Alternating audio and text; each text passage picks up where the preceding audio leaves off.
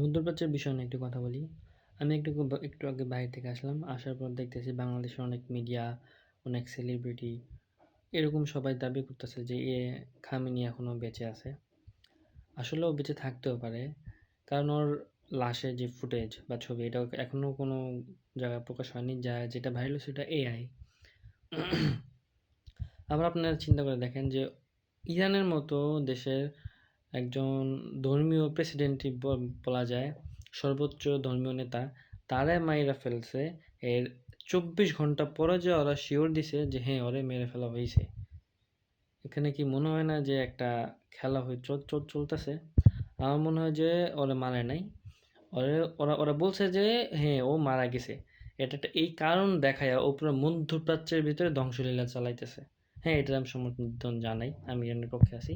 এটা আমি সমর্থন জানাই। এই যে একটা কারণ দেখো, পুরো পুরো মধ্যপ্রাচ্যে ধ্বংসযজ্ঞ চালাইতেছে। ও বলতে পারবে যে হ্যাঁ তো আমার তো আর হারানোর তো আমার আর কিছু নাই। এজন্য আমি পুরো মধ্যপ্রাচ্যকে নিয়ে ডুববো। আবার এখন অনেকে বলতেছে যে ইরানের মিসাইল ভান্ডার অনেক সীমিত। ইরানের কাছে কি আছে, শুধু কিছু মিসাইলই তো আছে, আর তো কিছু নাই। ও এত বড় সাম্রাজ্যের সাথে, এত বড় শক্তির সাথে ও কিভাবে লড়াই করবো? ভাই, আপনি যুদ্ধগুলা দেখেন, ও কিভাবে লড়াই করতেছে। সম্ভাব্য ও চাচ্ছে কি, ও জানে যে ওটা সম্ভব না। ও ডিরেক্টলি যুদ্ধ করে ও জিততে পারবে না। ও ইনডিরেক্টলি সবগুলোকে পেঁচাইতেছে। আপনার দেখেন ও অর্থনৈতিকভাবে কতটুকু লস করতেছে আমেরিকার। ও তেল আটকায় দিছে, তেলের সাম্রাজ্যগুলো আটকায় দিছে, হরমুজ প্রণালী আটকায় দিছে। ও আপনার মধ্যপ্রাচ্যের ভিতরে যতগুলো টুরিস্ট স্পট ছিল, আরব আমিরাত, দুবাই, এগুলার ভিতরেও অ্যাটাক করতেছে। এগুলার মানে ও আর্থিক অবস্থা অনেক ডাউন করে দিতেছে।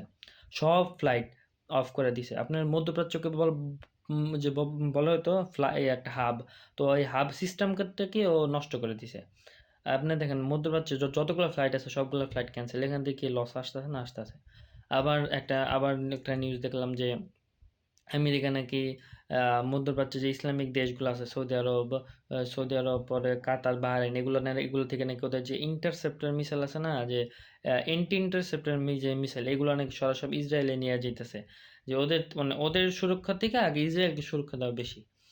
আবার আবার যে দেখলাম সৌদির তেল শোধনাগার, হ্যাঁ, সৌদির তেল শোধনাগারকে নাকি অ্যাটাক করছে। তো আবার অনেক সংবাদ মাধ্যম বলতেছে যে ইরানের প্রেসিডেন্ট মাসুদ পেজেশকিয়ান নাকি সৌদির প্রেসিডেন্টের কল দিয়ে বলছে যে না, এটা আমরা করি নাই, এটা আমরা করি নাই, এটা নাকি বলছে। আবার এখন অনেকে বলতেছে এটা আমেরিকা করাইছে যাতে ও ক্ষিপ্ত হইয়া সৌদি